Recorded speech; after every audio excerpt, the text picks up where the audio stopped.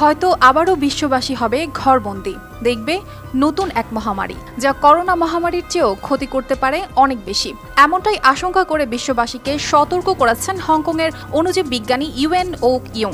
বিজ্ঞানী ইউয়েন তার আত্মজীবনী my life in medicine a Hong Kong জার্নিতে এই সতর্কবার্তা দেন। তিনি সেই যিনি চীনের উহানের সামুদ্রিক মাছের বাজারকে করোনা ভাইরাসের উৎস বলে মন্তব্য করে অভিযোগের মুখে পড়েছিলেন।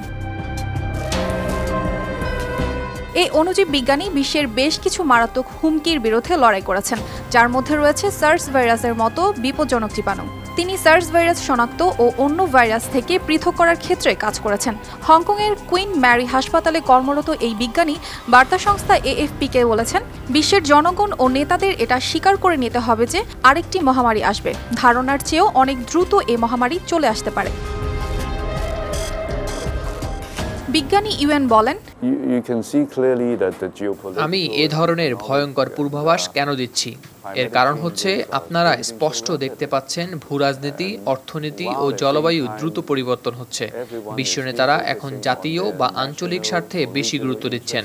রাজনীতিবিদদের দ্রুত বোধে ফিরতে হবে এবং বৈশ্বিক অস্তিত্ব হুমকির সমাধান করতে হবে। দ্রুত পরিবর্তনশীল জলবায়ু ও দ্রুত বর্ধিষ্ণু সংক্রামক ব্যাধি মোকাবিলায় সর্বাধিক গুরুত্ব দেওয়া উচিত।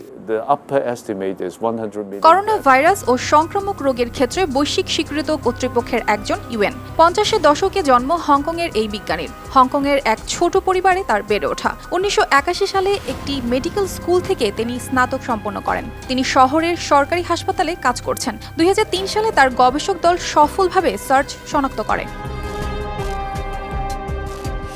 গত বছর ইউএন চীনে প্যান্ডেমিক রিসার্চ অ্যালায়েন্স নামের একটি প্রতিষ্ঠান গড়ে তুলেছেন, যা ভবিষ্যৎ মহামারী নিয়ে গবেষণা করবে।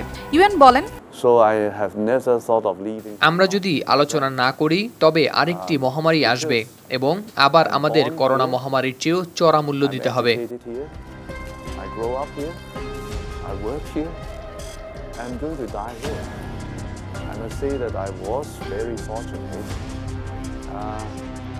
To be born during the best time of Hong Kong, grow up and educated during the best time, and work here at its best time. And I must say that I'm very privileged to have made some contributions during Hong Kong's worst time.